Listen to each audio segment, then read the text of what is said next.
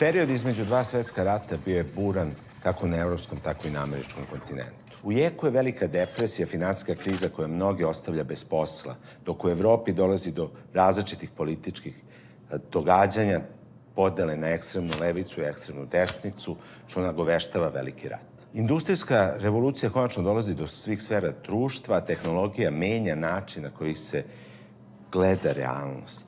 I Kraljevina Jugoslavija je ispratila kulturološki uzlet koji se dešava u Evropi između dva svetska rata. Nakon komunističkog prevrata u Rusiji, kralj Aleksandar otvara vrata naše zemlje belim Rusima, a oni za uzvrat podstiču kulturni razvoj na ovim prostorima. Beograd od varošica od 100.000 stanovnika postaje 3 puta veći grad. U kafanskim baštama svira se džez, a u bioskopima se prikazuju filmovi najnovije hollywoodske produkcije. Nove društvene okolnosti zahtevaju i novo promišljanje stvarnosti, kako kod nas, tako i u cijeloj Evropi. Antonin Artaud, francuski dramaturg i pozorišni režiser, 1938. godine smislio je kovanicu Virtuelna stvarnost. Iako je on upotrebljava da bi označio iluzornu, izmišljenu prirodu objekata i likova u pozorištu, nekoliko decenija kasnije upravo će ovaj izraz biti ključan za sve nas koji živimo u digitalnoj eri. U vreme kada Artaud kreće da formuliše virtualnu stvarnost, jedan drugi naučnik kreće da je stvara. To je Alan Turing koji izlazi sa konceptom univerzalne mašine koja, za razliku od drugih mašina tog vremena, može da radi različite funkcije, znači postoji mogućnost da se ona programira i to je u stvari koncept prvog računara kakvog danas poznajemo. Turing conceived of a hypothetical machine that reads symbols on a strip of tape, rewriting or deleting them based on a finite set of rules. In fact, originally, Turing described a person slavishly performing these operations. He called this person the computer. Univerzalna Turingova mašina je značajan izum zato što je u stvari prvi koncept koji je naučno razrađen na takav način da se tehnološki može primeniti, koji nam omogućuje da stvaramo virtualne svetove. Virtualni svetovi, znači možemo na to gledati kroz prizmu igrica, kroz prizmu računarskih programa koje koristimo za razne svrhe i isto tako kroz prizmu simulacije uma, dakle veštačka inteligencija. 2 godine kasnije, 1941. godine, u Nemačkoj pravi se računar koji se naziva Z3 i koji je praktično prvi računar koji se može programirati, a koji je napravljen po propozicijama Alana Turingove univerzalne mašine. Konrad Zuse je kao prvi napravio praktičnu implementaciju, znači prvi elektronski digitalni računar na osnovu principa univerzalne Turingove mašine. Sad što je tu zanimljivo je što Zuse u stvari nije bio upoznat sa Turingovom istragom, sa njegovim researchom. Tako da je Zuse manje više nezavisno došao do zaključaka koji su bili potrebni i napravio prvu implementaciju modernog digitalnog računara.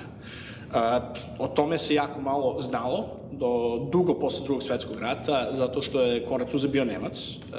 On je tu mašinu napravio, čini mi se, 1941. ili 2. godine za Nemački institut za istraživanja aeronautike, sa namerom da se na toj mašini rade simulacije aerodinamike.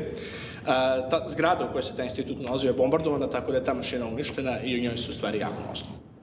Sa dolaskom Drugog svetskog rata čitava jedna generacija naučnika završit će u rovovima, dosta njih u pravim rovovima i dosta njih po različitim institutima koji su doprineli razvoju naoružanja tokom Drugog svetskog rata. I dok su muškarci bili u ratu, žene su dobile priliku da zauzmu neke pozicije u društvu do kojih bi mnogo teže došlo u to vreme da rata nije bilo. One su tu šansu iskoristile na najbolji mogući način i upravo su žene položile temelje programiranja. Među njima se nalazi i Grace Murray Hopper. We were building Mark II the summer of 1945, and Naturally, since it was World War II, we were working in a World War I temporary building. The air conditioning wasn't very good, the screens weren't very good, and the windows were all open. Mark II stopped. They finally found the failing relay. And inside the failing relay, bitten to death by the relay contacts, was a moth about this big. So the operator got a pair of tweezers and very carefully fished the moth out of the relay, put it in the logbook, put Scotch tape over it, and below it he wrote, "First actual bug found."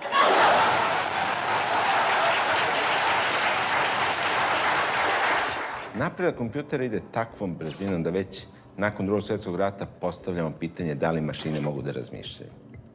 Tako, 1950. nastaje Turingov test inteligencije mašina. Test u kome ispitujemo da li ljudi u komunikaciji sa mašinama mogu da prepoznaju da pričaju sa mašinama ili možda sa ljudskim bićem. Da li je Turingov test adekvatan za merenje inteligencije ili ga treba proširivati? Velika verovatnoća da ga treba proširivati zato što su naši kriteriji o tome šta konstituiše inteligentno ponašanje od strane mašina u stvari isto tako prošireni. I to je čisto efekat činjenice da se mašine polako približavaju toj tačci gde sve više i više počinju da liče na nas. To je inače u veštačkoj inteligenciji uvijek bio problem. Znači, dok sam ja studirao, jedan profesor je u jednom momentu rekao, kaže, veštačka inteligencija je sve što je još uvijek u fazi researcha. I čim to počne da radi, onda više nije veštačka inteligencija, nego dobija neko drugo ime. Isto se dešava i na Turingovom testu. Dakle, mašina je skoro inteligentna kao čovjek, sve dok ne postane jako bliska čoveku, a onda uvek smišljamo nove kriterije, zato što nam padaju na pamet stvari, uočavamo stvari u kojima se u stvari mašine i ljudi razlikuju. I onda od kojih zahtevamo da mašine, dakle, te kriterije ispunjavaju da bi ih smatrali jednakim ljudima. Jezičko kodifikovanje novog doba odvija se 1984. godine, kada je William Gibson napisao roman Neuromancer.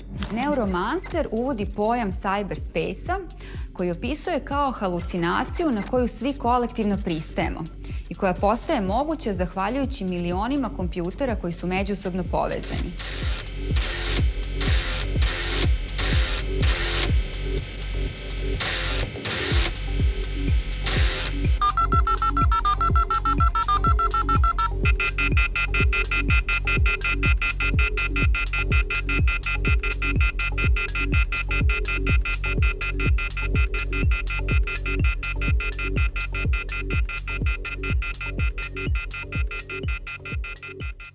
This is the most interesting, exciting book I've read in years. Not only is it a literary masterpiece, but it's a new genre of science fiction that's not way into the future of Star Wars and Obi-Wan Kenobi and forces. It's the way the world is going to be in 10 years, like it or not. Uticaj Neuromancera na popularnu kulturu je ogroman. Tako je recimo Matrix nastao upravo kombinujući elemente Gibsonovog romana i neke od osnovnih postulata filozofije Žana Bodrijara. Kako napreduje tehnologija, tako raste i strah od nje. Međutim, za razliku od vremena kada su ludisti uništavali mašine, danas kolektivne strahove pročišćava Hollywood. Strah od mašina biva artikulisan i čuvenim Terminatorom koji je nastao krajem 80. godina prošlog veka. Negde u to vreme ideja sve prisutnih kompjutera koje se nalaze u svim aspektima života i svim predmetima polako prelazi iz naučne fantastike u samu nauku.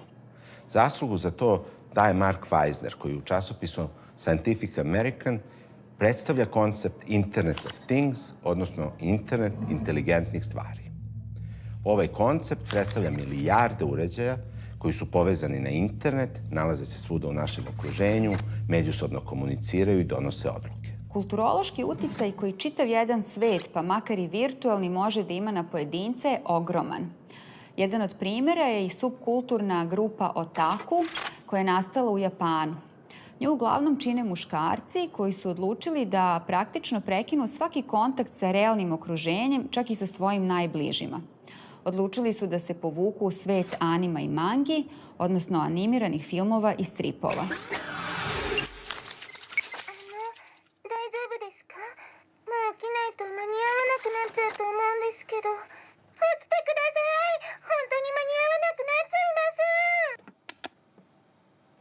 a young man awakens to the syrupy, sweet voice of a young girl. Good morning. Ikki Motohara, 20 years old, looks like an ordinary college student. But in Akihabara, he's famous for his obsession with pretty young female anime characters. His monthly living expenses are $850. But because he keeps buying girl character merchandise, his daily food budget is $4. Often I forget to eat.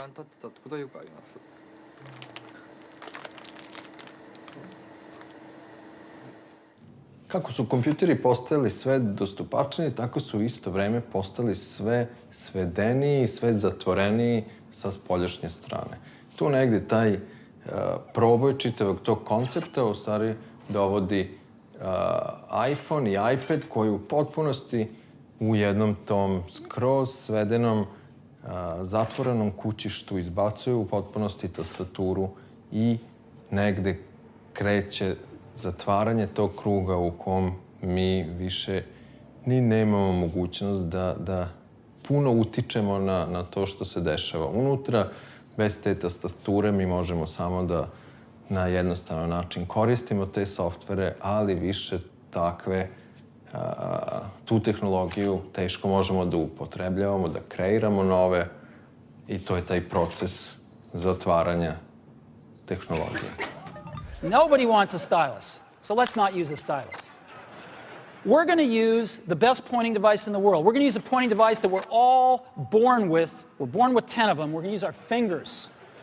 We're going to touch this with our fingers. And we have invented a new technology called multi-touch, which is phenomenal. It works like magic. You don't need a stylus. It's far more accurate than any touch display that's ever been shipped. It ignores unintended touches. It's super smart. You can do multi-finger gestures on it, and boy, have we patented it.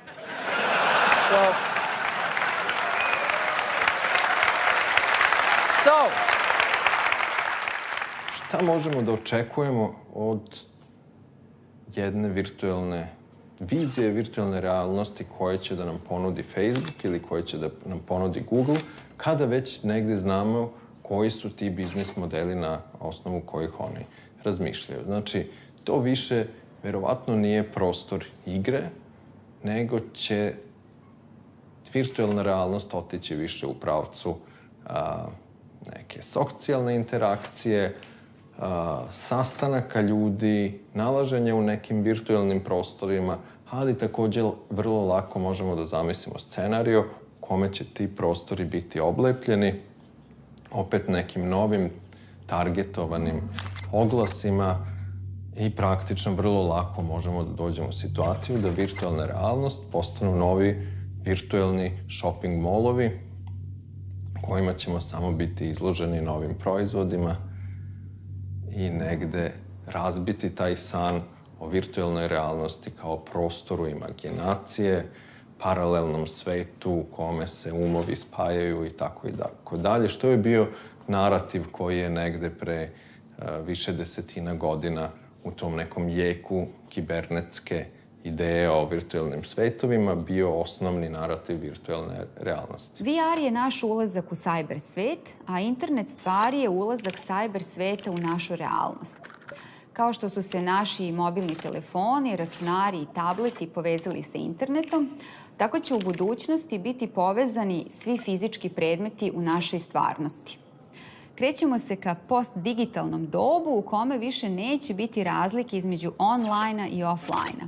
Baš kao što neće više biti razlike između toga da li neki telefonski broj imamo memorisan u našem aparatu ili ga znamo napamet.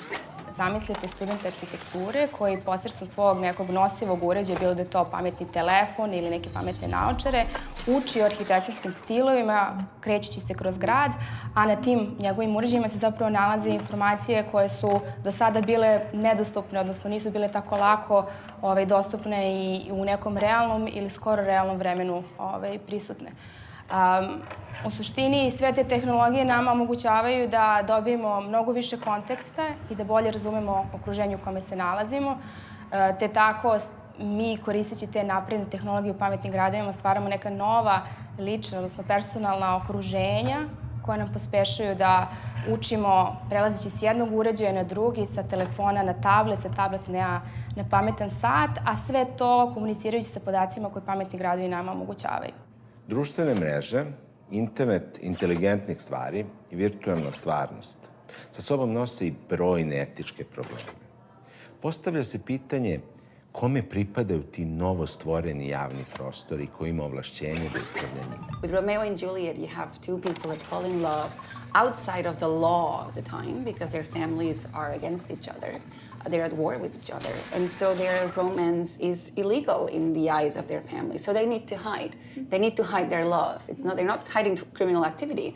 They need to hide their love. And so they need to find the dark spaces in the panopticon, so that their parents will not find them. And I think I'd like for us to build cities where Romeo and Juliet can fall in love, where teenagers can explore the limits of identity, where teenagers can kiss outside of the gaze of their parents or any authority. And I think that applies not only to teenagers and Romeo and Juliet, but it's a nice way of thinking of the kind of cities that we want and the things that we do want to respect and the levels of anonymity that we need in order to be happy. Možemo vrlo, vrlo lako završiti u scenariju u kome mi nismo, ako imamo, na primjer, pametan auto, mi nismo u kontroli da odlučujemo gde taj auto može da ide ili ne.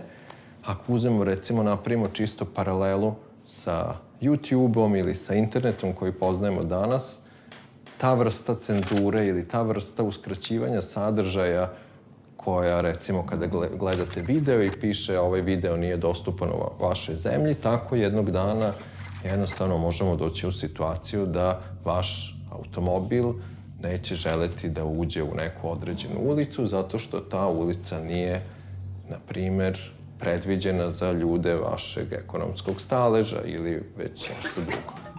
You're in your car, you feel a little bit sick, the car is noticing that you feel a little bit sick and it wants to let your home know that you're not going to eat that, so you have to sort of report that to the fridge. This fridge will be given to you by your local food store or the big chains of food store, okay? Because they will simply give you a fridge and then you will lease the food, sort of like the storage of food that you will have sort of in your house sort of from them. I ono što je u stvari negde vrlo zastrašujuće jeste ta situacija da jedan prostor kuće, jedan prostor koji je neka vrsta svetinje privatnosti sada počinje da biva naseljen različitim senzorima, različitim uređajima koji su negde u mogućnosti da prenesu informaciju o vama, nekom trećem licu. Sa kompjuterom smo mi manje više uvek i sa mobilnim telefonima bili u stanju da stvari uključimo, isključimo i da koristimo svesno, ali kada stvari počnu da ulaze u prostor, kada počnu da ulaze na ulice, kada one su u vašim kućama, vi više nemate mogućnost da sve to kontrolišete. Everyone will have to have a smart meter in their home.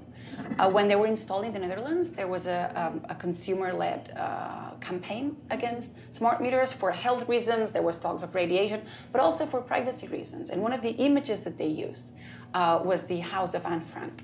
You know, Anne Frank survived for several years in the back of one house, hiding from the Nazis. She was later found and ended up in a concentration camp. But what the campaigners were saying is, if we had had smart meters in the Second World War, Anna Frank would not have lasted one day, because a smart meter knows exactly how many rooms are in your house, so you cannot hide anything. And so if we build those systems without taking into account that we cannot take democracy for granted, or that they might be legitimate reasons for which we want to keep something secret, I think we're in deep trouble as a society. And I don't think that's something we can afford to learn by trial and error, because ever is a war, and ever is Anna Frank dying. Regulisanje od strane zajednice putem društvenih normi bilo je rasprostranjeno na internetu, naročito u njegovim ranim fazama. No i danas čitav niz aktivnosti se reguliše ili dopunjuje pravilima internet kulture. No ostaje pitanje da li će svetovima koji su nastali upravljati korporacije putem koda, da li će se na njih primenjivati pravo koje kreiraju države, ili ćemo mi kao građani i kroz zajednice u kojima učestvujemo, kroz kolaboraciju uticati na način na koji možemo da se ponašamo. Forget about politics, forget about the politicians. They've got really no say in these matters. What's being built now from the ground up is this new seamless flow, the flow between these gateways.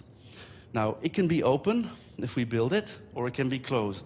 If it's closed, we will live in 10 years from now in a world with 500 military zone smart cities and Mad Max in between.